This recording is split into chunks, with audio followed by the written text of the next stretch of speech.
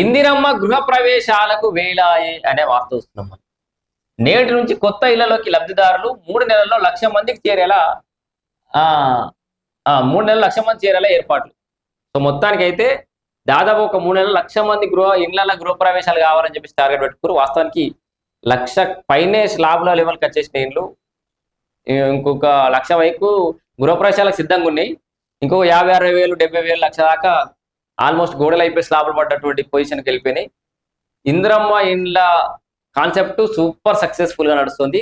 అక్కడక్కడ టెక్నికల్ గా కొన్ని ఇష్యూస్ ఉంటాయి, కొంతమంది బిల్లులు రాకపోవచ్చు, రకరకాల కారణాలు ఉండొచ్చు. బట్ మేజర్ గా 80-90% అయితే సక్సెస్ఫుల్ గా పోతుంది ఇందిరమ్మ ఇండ్ల కాన్సెప్ట్. అయితే కాంగ్రెస్ పార్టీకి ఏమైనా అడ్వాంటేజ్ ఉండే అవకాశం ఏదైనా ఉందా అంటే ఈ ఉచిత విద్యుత్ ఒకటి, దీని ఏమంటారు ఇందిరమ్మ ఇండ్ల పథకం ఒకటి చాలా అవుట్ రేట్, సన్న బియ్యం, రేషన్ కార్డులు, ఈ అంశాలు అయితే చాలా ఎడ్జ్ ఇచ్చే అవకాశం ఉంది. చాలా వాళ్ళకి అడ్వాంటేజ్ అయ్యే అవకాశం అయితే ఖచ్చితంగా ఉంది.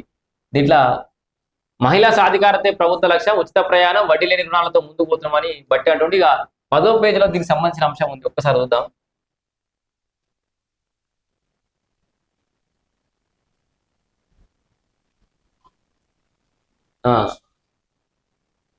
ఇందిరమ్మ గృహ ప్రవేశాలకు వేలాయ, ఇదే అంశం ఇది. సో ఇందిరమ్మ ఇళ్లలో లబ్ధిదారుల ప్రవేశాలకు రంగం సిద్ధమైంది. ఏప్రిల్, మే, జూన్ నెలల్లో 1,00,000 మంది కొత్త ఇళ్లలోకి అడుగుపెట్టే విధంగా హౌసింగ్ శాఖ ఏర్పాట్లు చేసింది. దాదాపు 1,00,000 మంది పోతురట. ఏప్రిల్ 1 తారీఖు, 20, 21, 30 తేదీలు, మే నెలనేమో 4, 8, 13, 14, 18, 25, 27, 28 తేదీలతో పాటు జూన్ మొదటి వారంలో లబ్ధిదారుల గృహ ప్రవేశాలకు ముహూర్తాలు ఖరారు చేసింది. ఏప్రిల్ 1న బుధవారం రోజున 41 మంది లబ్ధిదారులు తమ కొత్త ఇళ్లలోకి వెళ్లే విధంగా ఏర్పాట్లు చేశారు. ఆల్రెడీ ఈ 1 తారీఖు ఇవాళ పోతున్నట్టే మరి లెక్క. రాష్ట్రంలో ఉగాది కంటే ముందు 9,676 మంది, పండుగ రోజు మరొక 900 మంది లబ్ధిదారులు కొత్త ఇళ్లలోకి అడుగుపెట్టారు. ఏప్రిల్ చివరి నాటికి మొత్తం 33,000 మంది లబ్ధిదారులు కొత్తగా కట్టుకున్న ఇళ్లలోకి మారున్నారు.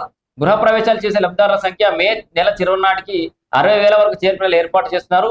మిగతా 40,000 ఇళ్లకు జూన్ లో ముహూర్తాలు నిర్ణయించారు. ఏప్రిల్, మే, జూన్ నెలల్లో రోజుల వారి ఎంపిక చేసి ప్రవేశాలకు హౌసింగ్ శాఖ తేదీలను ఖరారు చేసింది. ఇంద్రం అంటే అయ్యో ప్రభుత్వం పెట్టిన ముహూర్తానికే మేము పోవాలా అని ఏం అనుకోకురి.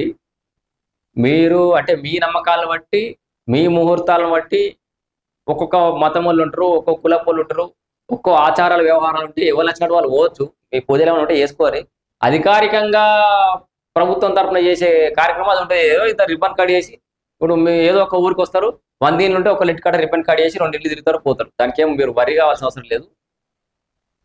సో ఇందిరమ్మ ఇళ్ల పథకంలో భాగంగా గ్రేటర్ హైదరాబాద్ మినహా రాష్ట్రంలోని 32 జిల్లాల పరిధిలో 3.68 లక్షల ఇళ్లను హౌసింగ్ శాఖ కేటాయించింది. ఇందులో 3.24 లక్షల ఇళ్లకు అనుమతులు ఇచ్చింది. మార్చి చివరి నాటికి 2.66 లక్షల ఇళ్లు గ్రౌండింగ్ అయ్యాయి. మొత్తం 3.68 లక్షల ఇళ్లకు వీళ్ళు అనుమతులు ఇస్తే దాదాపు 2.66 లక్షల ఇళ్లు గ్రౌండింగ్ అయినాయి, అంటే వర్క్ స్టార్ట్ అయిపోయినాయి. ఇందులో 17,800 ఇళ్ల నిర్మాణ పనులు పూర్తయ్యాయి. పునాది దశలో 60,192, గోడల దశలో 34,388, స్లాబ్ దశలో చివరి నిర్మాణ దశలో ఉన్నాయేమో 1,12,127 ఇండ్లు ఉన్నాయి మొత్తానికి. సో చివరి దశలో ఉన్న ఇళ్లను ఎంపిక చేసి లబ్ధిదారు గృహప్రవేశాలు చేసే ఏర్పాటు జరుగుతున్నాయి. చివరి దశలో ఉన్న ఇళ్లకు 5వ విడతకు సంబంధించి 1,00,000 చొప్పున లబ్ధిదారులకు అందించడానికి హౌసింగ్ శాఖ ఏర్పాట్లు చేస్తుంది. మొత్తానికి అయితే ఇందిరమ్మ ఇండ్ల కాన్సెప్ట్ అయితే సక్సెస్ఫుల్ గా పోతుంది. ఇందిరమ్మ గృహప్రవేశాలకైతే